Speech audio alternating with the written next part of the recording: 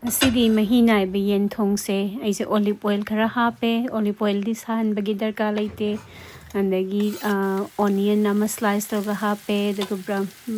matai se kitang brown oil tribo bangore andagi tomatoes ani khak chop toga hape ginger garlic paste hape adai daga ngahak tomatoes soap oil tribo bathong birani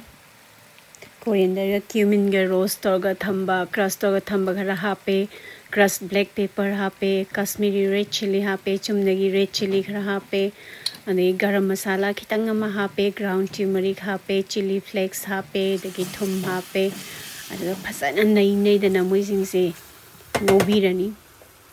andigi yen kg ma bon ninni khar sauna isai thanda kaksabani khar sauna ka e awa phadi gom khara hapsan bire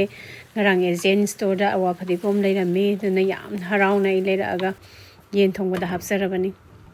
andagi makhum khumaga ngaha amung thongbire daga hangtoga nei dana ngaha amung ngobire daga isingse ai cup ani mu hape kaino da mahi nairaga thongdoni na adagi matang makhum khumaga yen se mulak tribo ba thongbirani namanam sunung sire